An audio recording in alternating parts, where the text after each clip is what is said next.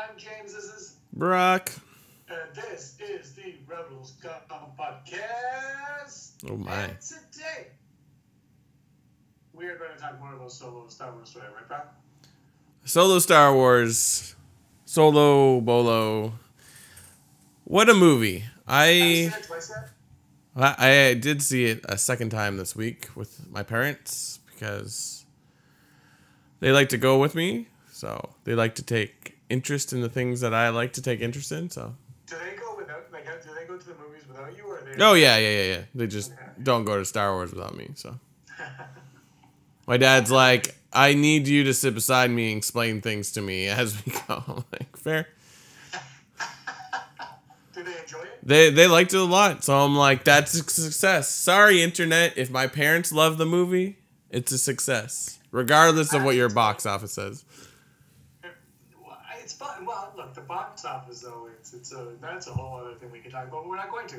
It's funny. I was talking to somebody that did not like Solo Star Wars story, and they were like, "Man, everyone hates this movie." And I was like, I don't know, because I go online and I go on our comments, and I go on the Twitter sphere and whatnot, and I see a lot of positive reactions to this movie, and a lot of people are like, "Wow, I actually really ended up liking Solo." And there are people in the comments on one of the videos we did on it, and they were like, "I boycotted Solo, I watched a legal copy, and I actually really liked it." Ooh, interesting.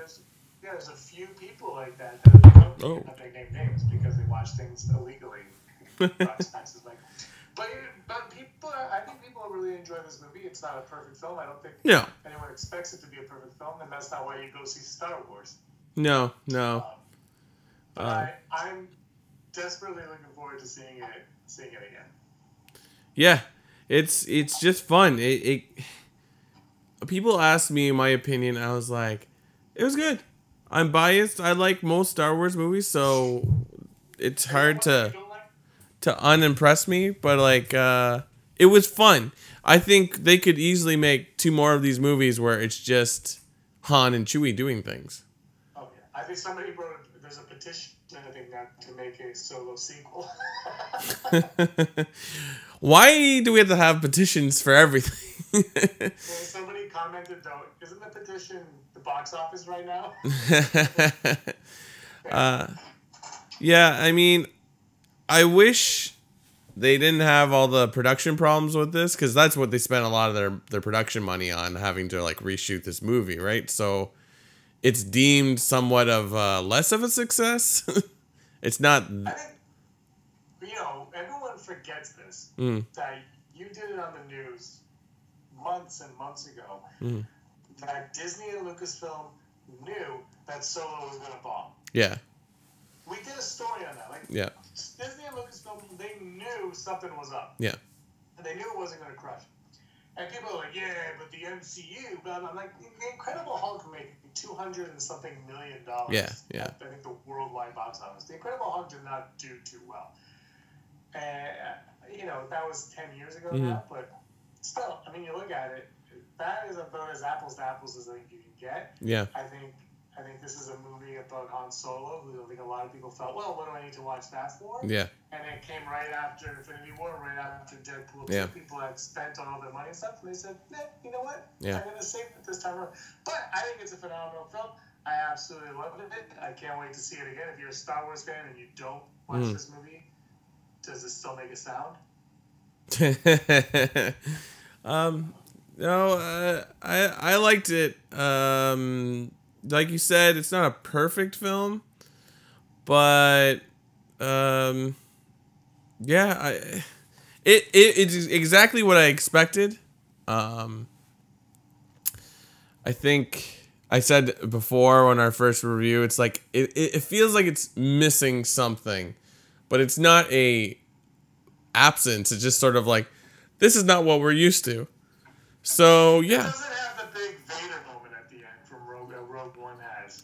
Well, like, I agree with that, but like, are we safe to do spoilers yet, or? Yeah, spoilers. Spoilers. Darth Maul's in this movie. I feel like that in their minds, to an extent, Darth Maul was their Darth Vader moment. it doesn't hold up to it, but like it is kind of their moment where you're like, whoo. But I mean, yeah, if that was Darth Maul killing a lot of people, then it would have been that moment. Well, I don't think the big moment at the end should always be some like bloodshed. It just should be some moment where like, oh. But this movie doesn't have one of those moments, and that's the thing. Like for me, I have to see it again to really gauge where I would put it. But this is my 1 or 2 for the Disney era Star Wars by a long shot. Yeah. Like by a long shot. It's just pure. This is what gets me about everything is Last Jedi comes out. Oh man, Last Jedi made changes. And it doesn't really, but it's a big changes and blah blah blah, and it's miserable and mopey. And you're like, okay. Han Solo comes out and it's the complete opposite. Han Solo's just fun. It doesn't take any chances. And this is why George Lucas went, I'll bet you any money. This Last Jedi comes out, George Lucas is like, yeah, well. So this movie comes out, he goes, Disney, this is what I told you. The fans of Star Wars are a bunch of a-holes. They're the worst people on the planet. They're like the scum and villainy that the Los Angeles Cantina are Star Wars fans.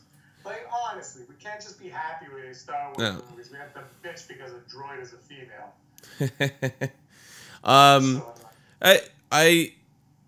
Star Wars fans are just the most forgetful fans. Like they'll get mad about Last Jedi, but they forget about the prequels, and we like the prequels, but like,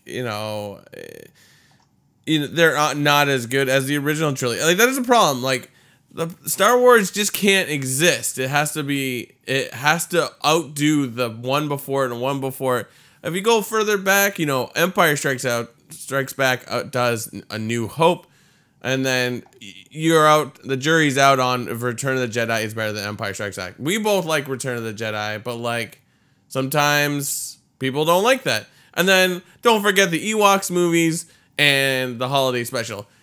I love them. They're not all together that great, but like you can't just be like, oh, this is not my Star Wars. It's like, well, Star Wars is many things, so.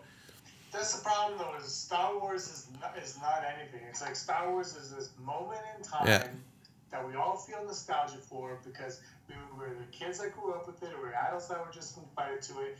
And it's this moment in time that does not exist. Star Wars that we all think of, that we all love, does not exist. It's not it's not a movie or 2 or 3. It's a moment of time in our lives.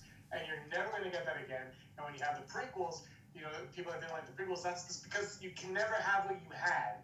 And so you can never go back to it. And that's the thing with Star Wars, is it's not a movie to a lot of people. It's this feeling that they have. And Force Awakens drew on that and expanded on it. But then the problem with that is, once that wears off, you're left with, well, that wasn't what I grew up with.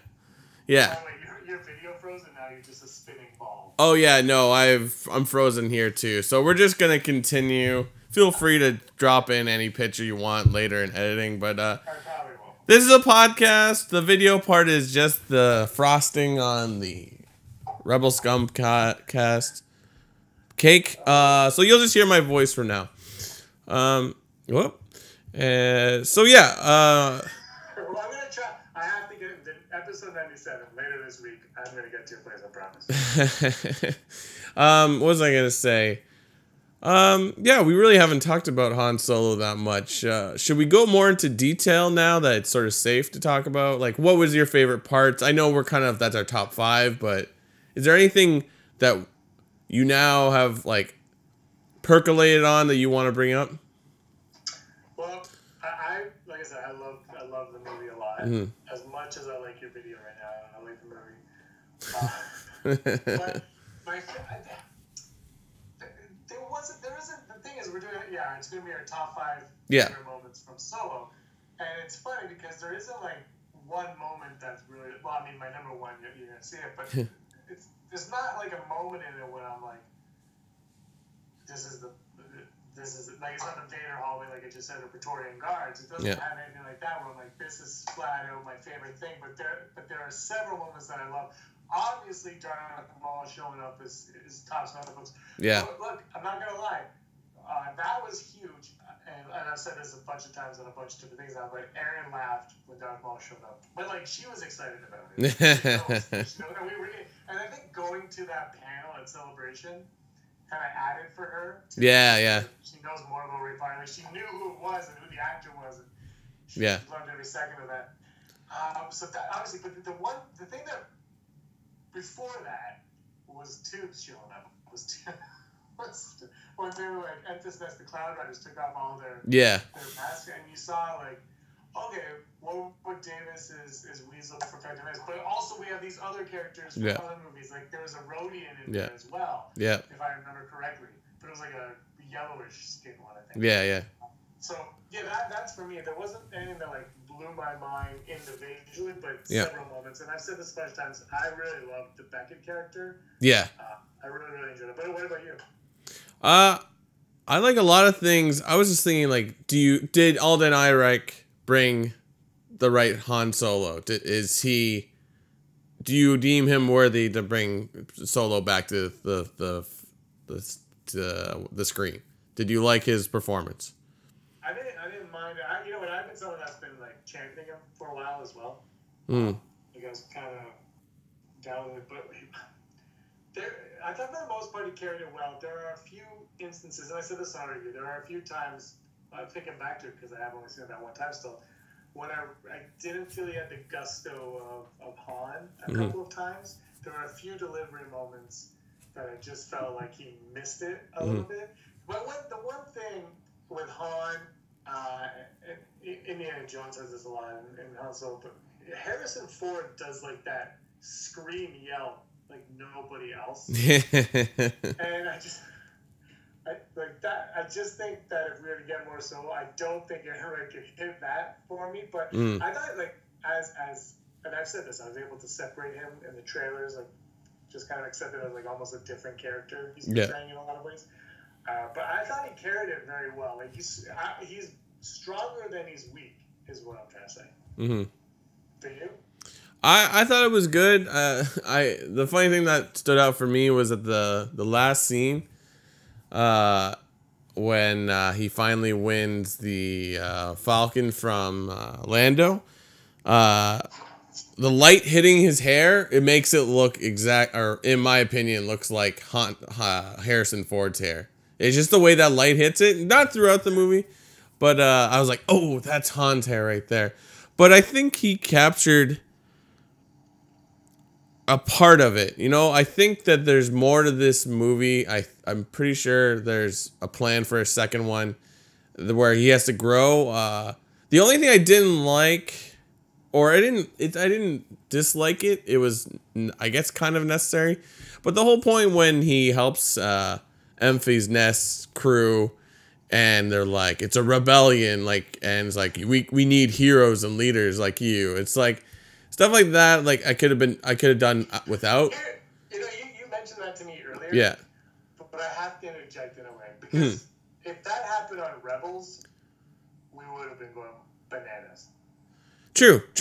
I just. Yeah, maybe because one's animated, one's live action. What? The separation's back. Yeah, I just feel like the rebellion. I mean, you kind of can't really have a Star Wars movie without talking about the Empire and the Rebellion. Yeah, because I think, like the Han Solo we saw in this movie isn't exactly like the Han Solo we see in New Hope, but that could grow to that. Like this is just a mere chapter where he's just sort of establishing himself. He hasn't been broken or betrayed. He has, but you know what I mean? He hasn't been broken spirit-wise, I don't think. Maybe we'll see more in the next movie. I don't know. But yeah, I thought it was great. I would see another Han Solo with Halden at the helm. There won't be another Han Solo. No, totally. I'm down for that. Did you like Donald Glover as Lando Calrissian? I did. I was surprised how little he was in the movie. That's what I was telling people this week. It's just sort of like he does a good job, but yeah, he's kind of not important almost. But I was okay with that. Yeah. I mean, look, if I go to see a Han Solo movie, what do I want to see? I want to see Han, and I want to see Chewie. Yeah. And you sprinkle in some Lando, and you sprinkle in whatever other here you want picture just popped up briefly. You sprinkle in whatever other nonsense you want to sprinkle in. So it's Han and it's Chewie. Yeah. And for me, I thought they did a phenomenal job with Han and Chewie. But I have to touch one thing. I was talking to Rob McDonald, Darth Ward, a couple of days ago, and he has a few gripes with the movie because it's Rob. Yeah. And what did you think of the first encounter between Han and Chewie and Han speaking Wookiee? I liked it because I don't know. I don't, even though we had like a general idea of how they met, you know, the whole life pact of him freeing him from Imperial bondage, that sounds weird, imprisonment. Like, I don't have an idea in my head of what that would have looked like. So this was fine. I think it was a fun way. Like, only Han Solo would make friends with someone who's starving in a muddy cave and then helps to break out. Like, I don't know. I think maybe people have a problem with it because it doesn't feel as noble of a life pact sort of issue. Or it doesn't even feel like there was a life pact put into place. I read somewhere somebody suggested maybe in like another, like the next movie or something else, there is a life debt there. A life debt. Sorry, not a life pact. Life debt. Yeah. Yeah, but like, it can just be unsaid. I don't know. I mean, like I said, I think the next movie should just be more about Han and Chewie just being buds. Like, obviously, we're gonna see a lot of Kira there. Which I thought Emilia Clarke did a great job because she's sort of like she's like a villain and a hero all at the same time. Like there's an interesting story going there. So, she does. She has the worst line delivery in the movie. I don't remember what the line is, but I remember when the scene was playing out, I was like, oh, she's gonna say this, and she did. I was like, there's no way she's gonna deliver it well, and she did it. It was just a moment where I was like, this is cutting room floor. Yeah. But no, Kira character is intriguing. I almost would prefer her not to be in the Solo sequel, but it's like separate. Yeah. Or maybe just the Kira movie. Yeah. She has, first of all, I don't know about you, but I was shocked that she survived. Yeah. Well, yeah, I mean, I think that was a pretty good assumption that would be it. But like I said, he hasn't been broken yet. So my feelings are either she dies in the next one or she betrays him somehow. I don't think she... For me, I thought she was going to die and I was going to propel, like you're just saying. But now I'm like, I want her to... We know that there's 10 years of Maul's life left at the end of this movie. Right. Or we get 9 years of Maul's life or something. Yeah. 7 or somewhere around there. There's years of Maul's life. We don't know what happens to Crimson Dawn in that time period or after that time period.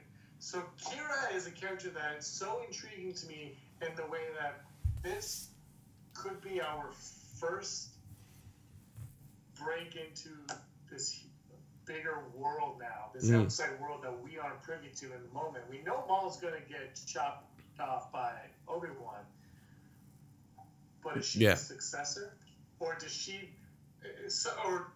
somehow do something with Maul? I also like the idea of like a Maul and Emperor or Vader showdown happening at one point. Yeah. And Maul's kind of banished, and Kira becomes the leader of Crimson Dawn that way, and that's why Maul's like, I gotta go kill Obi-Wan. That's the only thing left I can do is kill Obi-Wan.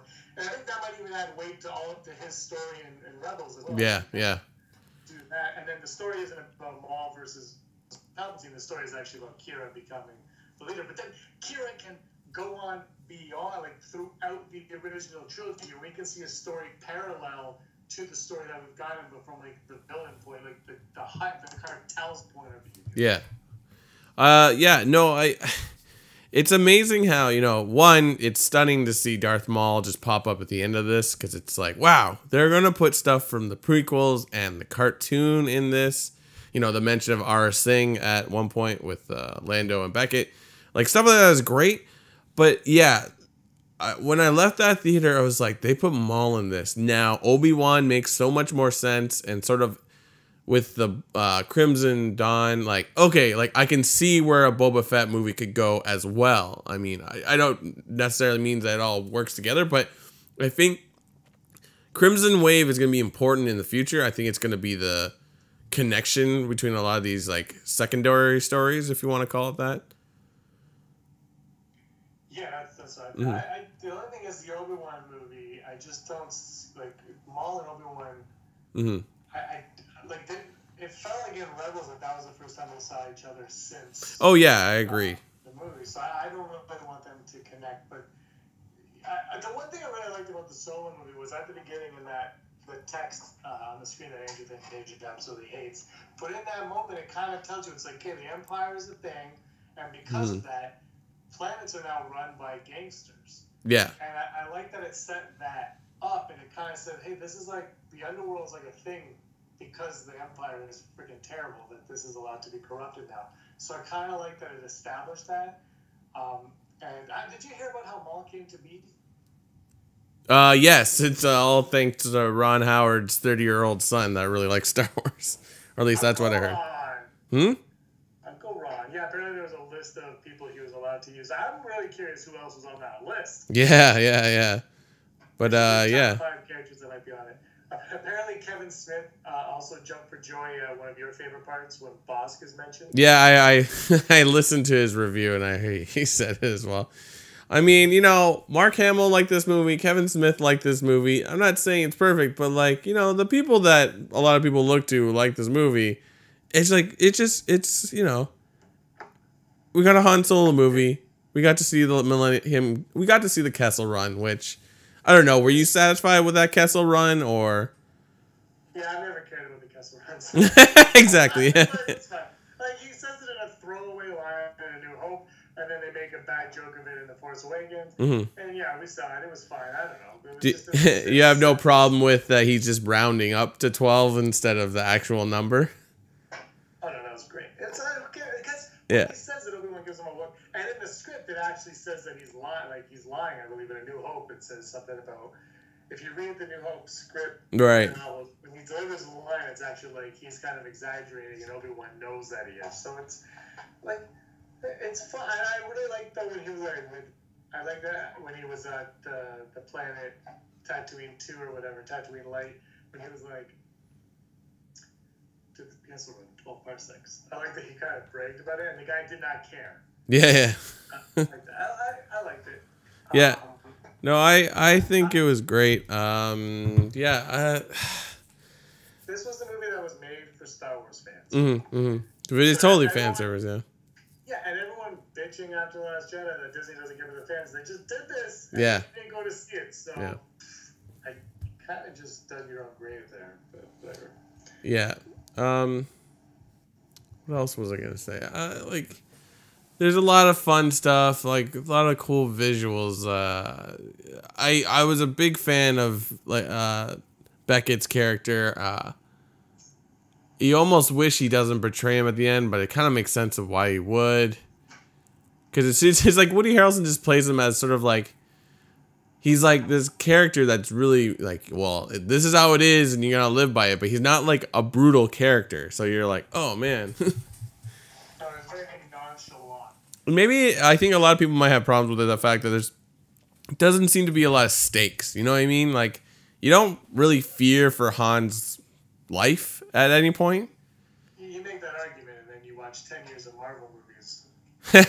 Good point. Like I'm not putting them down, but there are no stakes in any of those movies. Like, he never seems worried, which is kind of Han's charm. You know what I mean? Like, it's just... Yeah, but then, that's why you like Han, though, is because it's like, we're going to get through it. And then you can laugh at the stupidity that he puts himself. Like, this is a character in a New Hope who runs in one direction, then scream yells coming backwards. True. This is Han Solo. If you don't know who Han Solo is, I can't help you with these things. I don't know. This movie, it felt like it was just like a fun Star Wars ride that you're just like, let's just enjoy this. I think maybe because of that opening with the text, I keep thinking about it as a novel. It just felt like an EU book. Yeah. Thing that I would read, and and that's what it really hit me. I'm like, yeah, but that's what these Star Wars stories are. They're just basically, it's 2018. Nobody reads anymore except for you and Andrew. And they're like, but they're like, nobody reads anymore. So let's just make them movies because we bought this for $4 billion and we made that money back already. We can do it. And so when that hit me, I was like, yeah, this is just like reading a Han Solo book. And it really, for the most part, felt like I was reading a Han Solo book. And then, you know, I've been saying this more than you, I think, where I'm like, things from the cartoons and the comics, they're not going to go into the movies, and obviously they do here. But because it felt like a book, it was like, yeah, perfectly works, because this is exactly how they would fit in a book. You know, like like these are things that would, the boss mentioned, like these are things that would just kind of be in a novel, and you'd be like, oh my god, a gun get in the hallway, like in Bloodline. And that's how it was. So that was my view of it, and I think it will never have the pizzazz of an episodic saga film because those movies all connect and they are the big event. And this is just a side story. Hey, you're back. Yeah, I'm back. A side story. And it feels like a side story for the most part. And I'm okay with that. Yeah, I mean, you just sort of, it's almost like Disney's just sort of like, or sorry, Lucasfilm Disney is sort of like, well, we canceled your expanded universe, so what is the thing they wanted so much when the expanded universe first became popular was movies? It's like, okay, well, we'll still give you a new expanded universe in comics and books, but like, hey, how about we actually make a movie? How about we deliver what you've been wanting for the last, like, 20, 30 years? So, yeah, like, it was a great movie. I'll go see it again for sure. I'm excited when it comes out. And, you know, I would love to know, because it's mostly Ron Howard stuff that we saw, right? Did we see any of Lord and Miller? Yes. So I read an interview with the editor, who was not the original editor, but was hired, I think, after the Lord and Miller firing or around that time. Yep. I read part of the interview. And the editor said that most of it is completely Ron Howard, but there are a few things because of budget reasons and whatnot. He was just not able to reshoot, so they kept. But it's like I think it's just like establishing shots. Like it's very small things, but there is like a couple minor scenes that are not completely his. Right. But it is 70% Ron Howard's movie. I mean, they pointed out on Kevin Smith's podcast, Fat Man on Batman, they're like, Paul Bettany never really leaves that room. And I'm like, oh, right. Okay, so him and Michael K. Williams, this is what I'm trying to figure out. I do not have the art of book. I don't know if you got that one yet or the visual. Has that come out? I have not seen that. Yeah, it came out on May 25th. Ooh. Fantasia has it. It looks amazing. But there's also the art of it. They show the concept art for Michael K. Williams' character, like.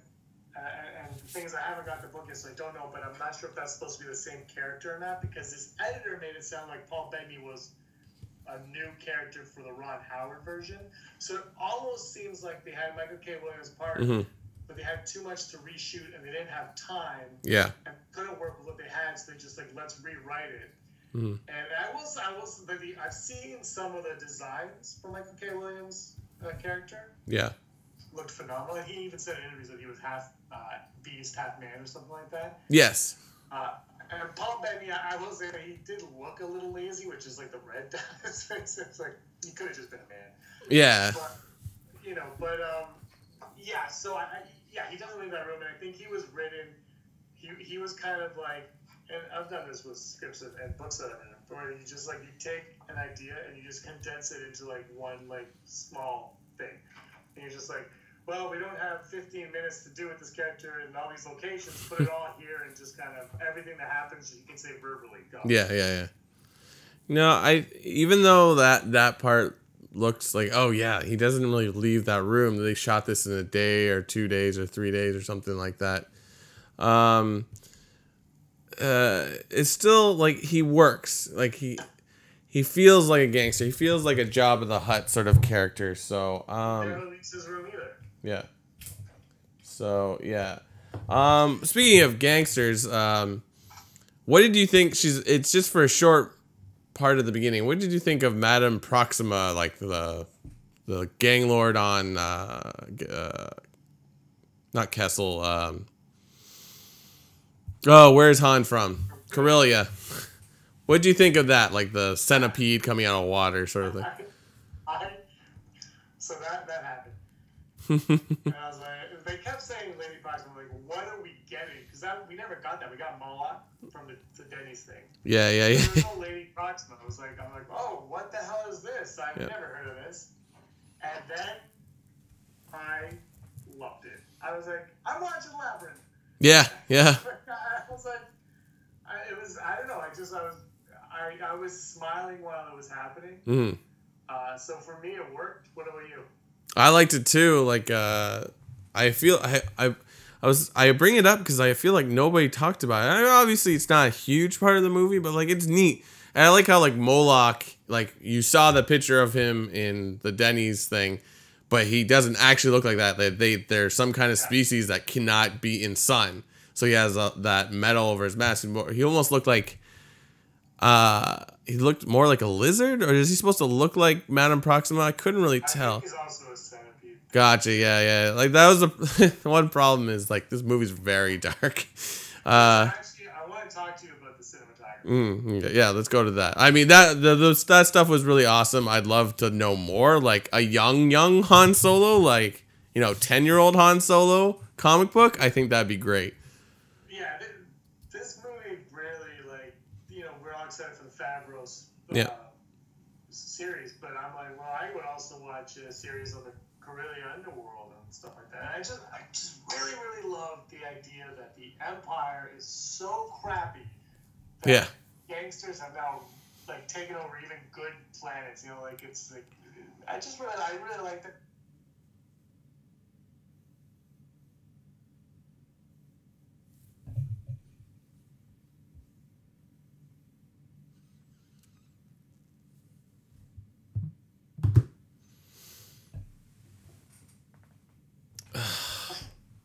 Chicago for work. So he hasn't had a chance to see it. He's a huge breath. But that Lady Proxima scene had the last day we saw in theaters, which was Avengers: Infinity War. There was a combination of this is the true story of where my head went during that scene. Avengers: Infinity War and my sister Kristen's boyfriend Jeff. Mm-hmm. I know it's weird, right? Because the Marvel movies, I hate the way the first Avengers look, but the Marvel movies all pretty much have this very even, very bright. You can see everybody's face. There's no issue. Like you just like every detail on the suit. You get it all, and everyone leaves the theater happy as can be. Now, my sister's boyfriend hates the way those movies look. Oh, okay. And I applaud him for that because he understands. They're fine. Like they're blockbuster movies. They should look like that. Yeah. But he's like, they're just dense looking to him. He's like, there's nothing to them. And then this movie hits, and I was watching. I'm like, this is the complete and total opposite. I think we talked about this when they first hired Brad for Young. I was like, is this the right look for Star Wars? And I was watching. I'm like, is this the right look for this movie? Mm-hmm. I thought it looked beautiful, but Andrew, in our review, right away, is like, it looked dark. Yeah. And he saw it again. He's like, it looks dark. And you just mentioned it's dark. And they are having a lot of theaters are having trouble with the projection of it. Interesting. People are getting mad. Industry people are getting mad because apparently the projector's bad. I think it's still a dark movie. My sister's boyfriend actually ended up liking the movie, and he liked the way it looked because it was dark. I'm not even making this up. I saw him the next day, and he goes, 24 hours later, really liked the second half because he showed up in the second half. Yeah. But anyway, I thought it was really nice looking, but I do feel like it might have been misplaced in a lot of ways. And I read an interview with Bradford Young, and it doesn't sound like he'll ever want to come back to Star Wars. So what were your... I may have switched. I'm just going to switch to this camera now. What were your thoughts of the cinematography? It's fine. But I did notice, I think what made me start questioning the look of this film was, and this is so probably sounds silly. I'm not a cinematographer, so I don't worry about these things. But like, you've been cinematographer for me before. let's not go that crazy. The whole thing on Kessel when is it Kessel? Yeah, where Chewbacca finds other Wookiees, so he frees them, right?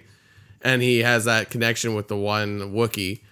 I never see his face like straight on. Like you see it, but like it's so quick.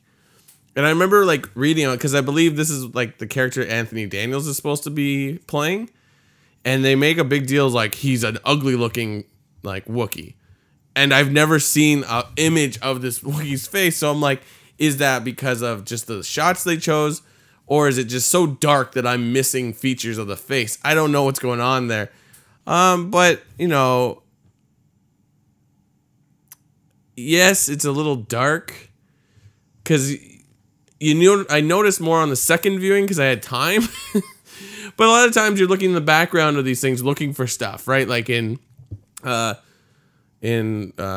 Voss's whatever that was, his office, his party place, you see his trophies in the background, and there's a Mandalorian armor, which like the internet was ablaze about when they first saw the pictures. It was like, oh, is that Boba Fett? And it's just armor. It's not an actual person.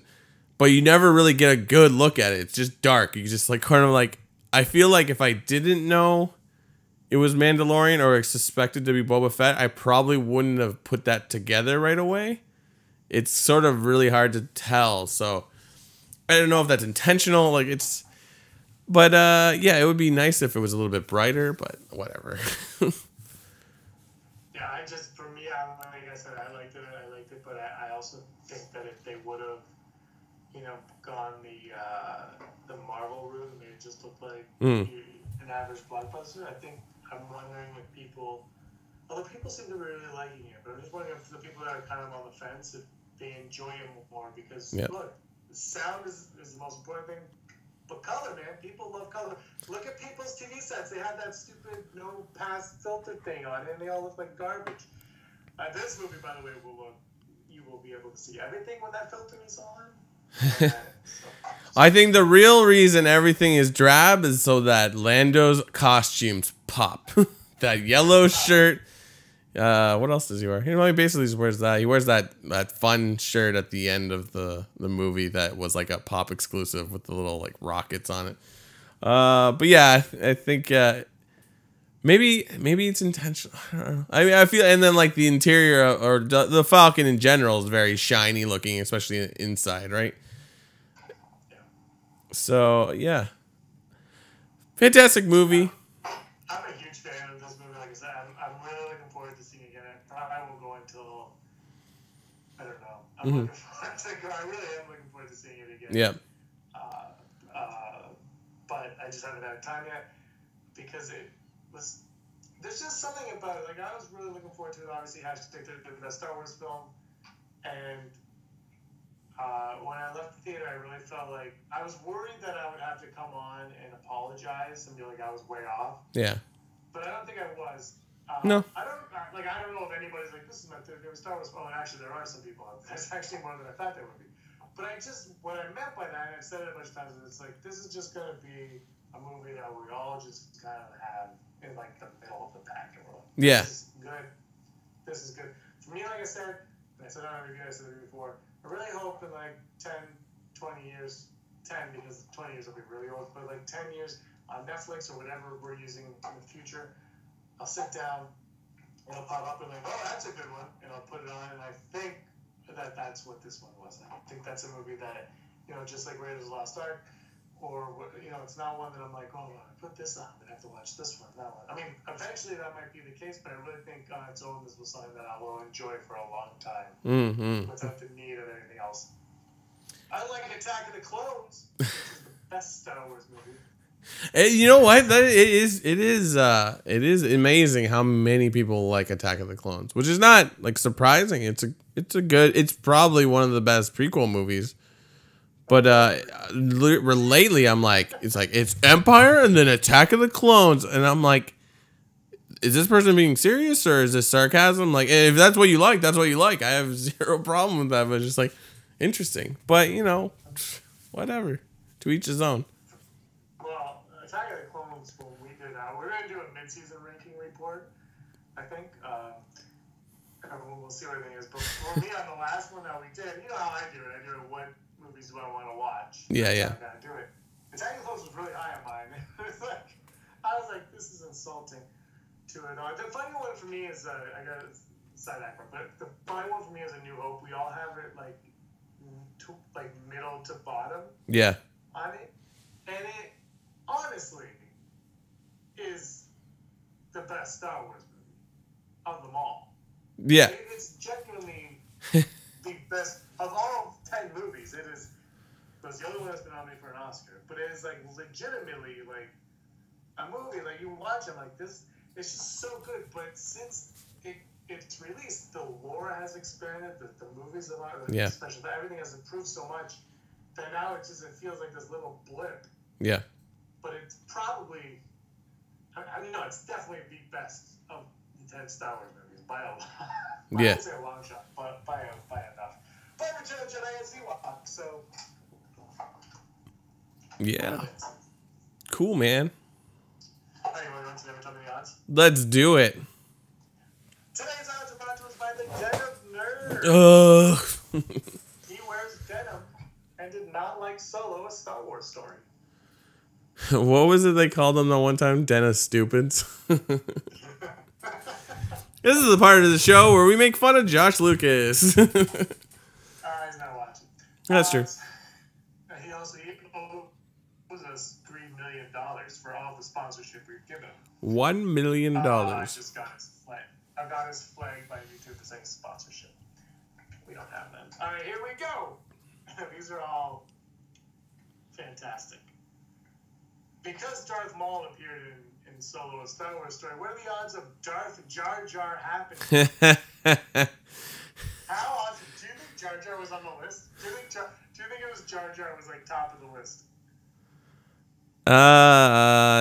No. I see where you're going, but I don't know. I feel like if that is a fireable offense for Kathleen Kennedy. A lot of people are like, oh, she's freaking fired, but like, if you're just like, if she was okay, you're like, yeah, put Jar Jar on it. Like, I don't know. Jar Jar. You're missing the Darth part. Darth Jar Jar. You know how Darth Jar Jar comes back? If somehow they do a Star Wars movie where there's a time travel or time control plot line where like they do something and everything changes, where they keep going back to different dimensions and stuff changes, like, you know, Leia and Han never get together, Luke never leaves Tatooine. No, it's like the big Sith Lord is Jar Jar Binks for like 5 seconds, and they're like, let's go back, or like at the very end of it or something like that. No, so I'm gonna go 0%. Yeah, I'm with you on the 0. I mean, the second you let that happen is you let the internet win. So. But what if he wasn't a crime lord? What if he wasn't a Sith? He was just the big crime lord in this news. That would be interesting. Yeah, but anyway, it's Darth Maul. Okay. Yeah. The odds of it. This is something I've seen this several times on the Twitters and on Facebook. None of you watching this, I don't think. Nobody that I know. But on other pages and on other Twitter accounts that on my burner Twitter accounts, like me and Brian Colangelo. Your burner Twitter account. My burner Twitter account. So every time I'm like, James is the best. Hashtag James rocks. Here we go. The odds of Kira being Rey's mother. That's funny. I haven't heard that one yet.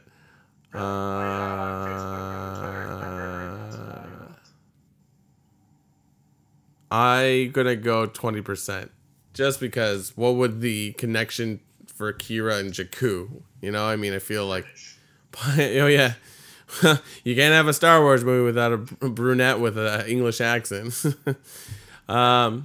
So yeah, no, I'm gonna go 20%. I'm not against it, but then that's. Yeah, sure. Why not? I'm gonna go zero.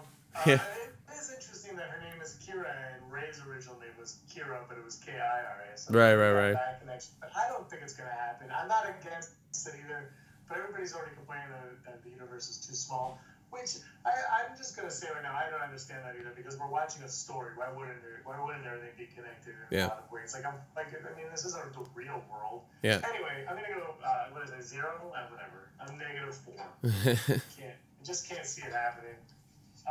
Because JJ either is gonna follow what Ryan Johnson wrote, or he's gonna do whatever the hell he wants. Yeah. We'll find out in a year and a half. Here we go. This one comes from Patreon. Dan Allen. Woo! Vodloss.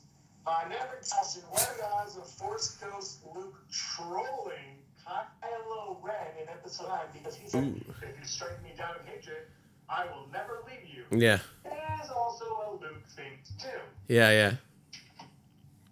I would love that. I think we've talked about like now that the Carrie Fisher's unable to be in any more Star Wars movies, perhaps we bring Mark Hamill back as that sort of character from the original trilogy that's there to guide them.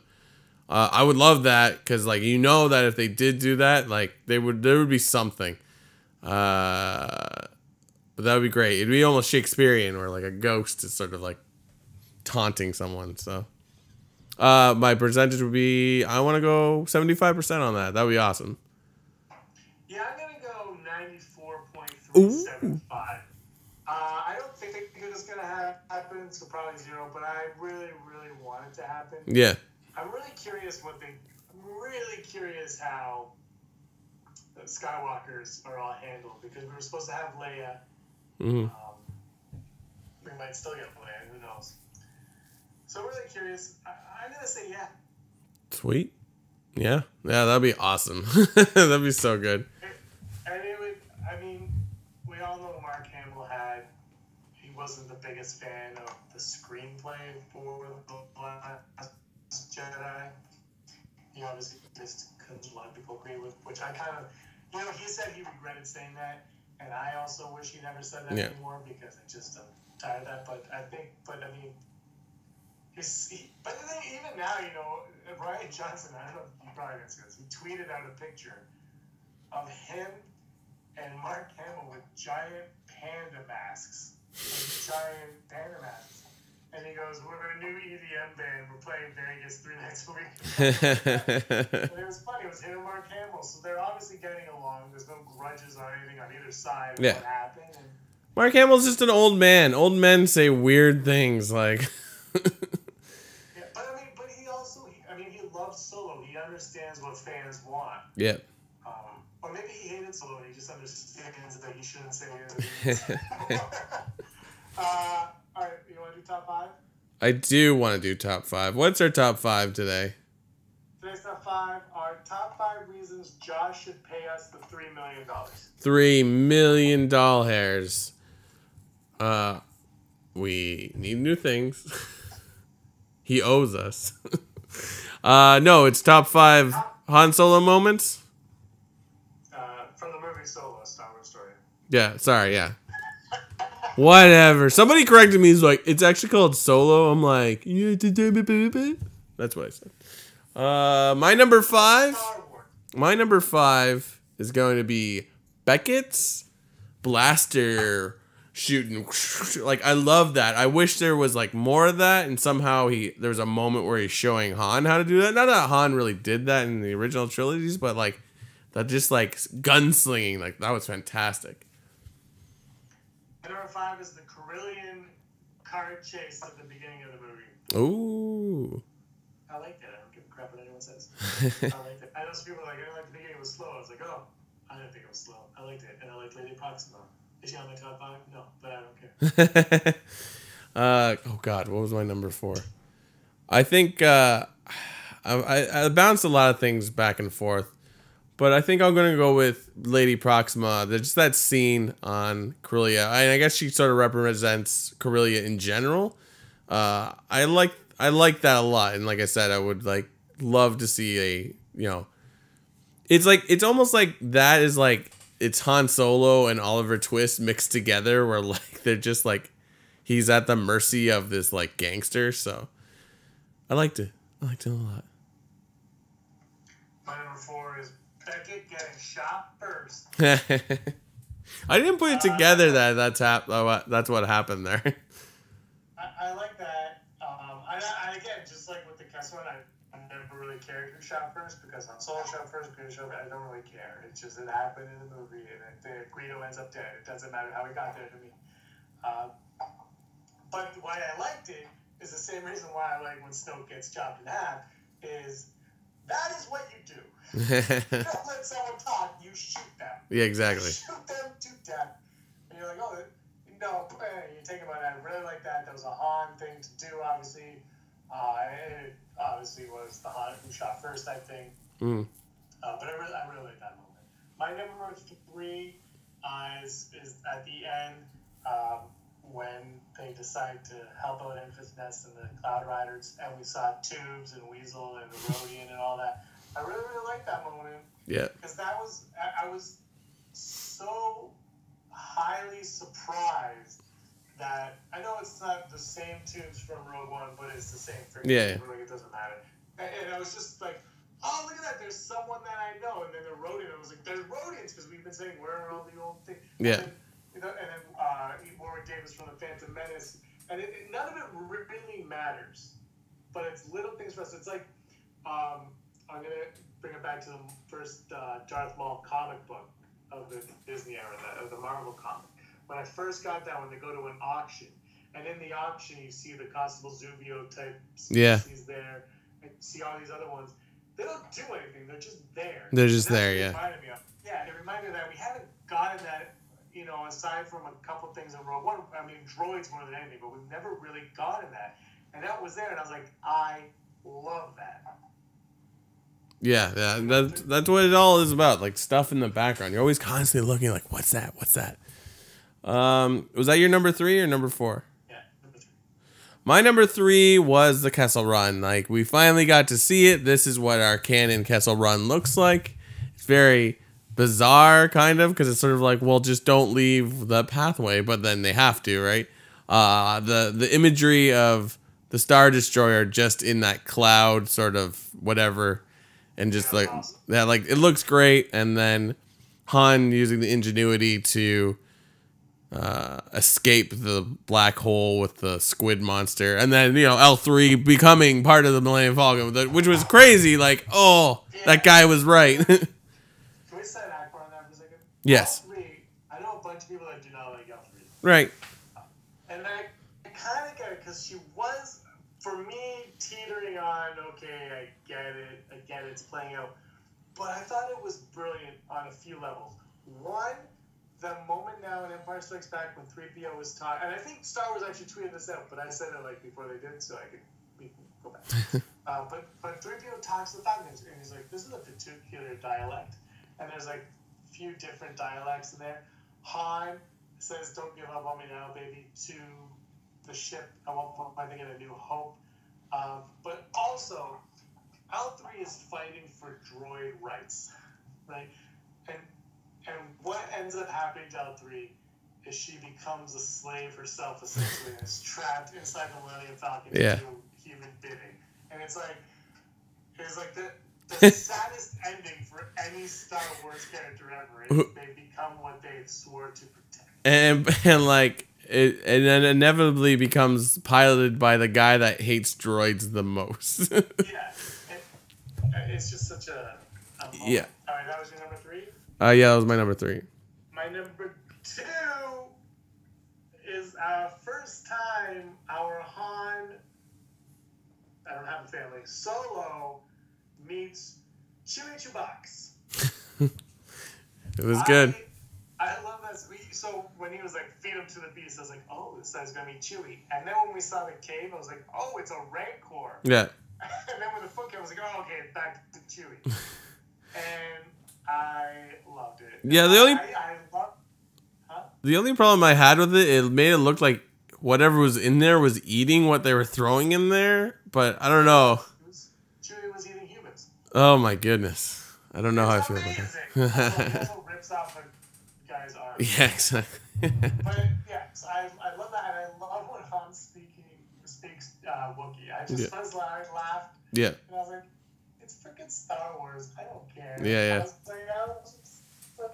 like, I'm in this for the ride. Give it to me. I'm not here, I'm not here to watch The Post or 12 Years a Slave with something real, but I'm here to watch a talking dog.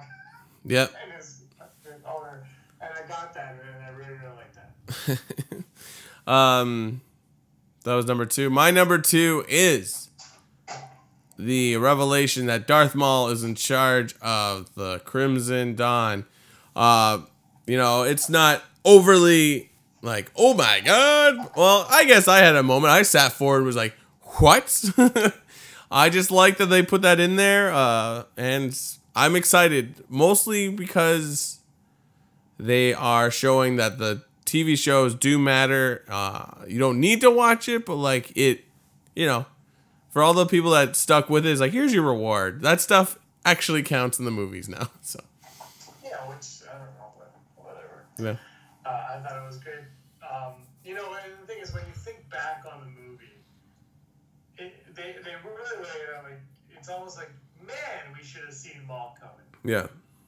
Right? It's like all the little things are just little things there that kind of hint at Maul throughout it, and then we get him at the end. It's like awesome, and then they got Ray Park and Sam Witwer to do Maul. And it's like awesome. It's just like there's a picture from last year's Star Wars Celebration of Park and Witwer together, and it says 2 Maul. Like somebody captured 2 Mauls. Somebody just saw them in the hallway. And it's like, it's awesome. They probably didn't know that they were going to be doing this, and now they did it at that time. I think it's just awesome. Yeah. Just awesome. But that's my number 1.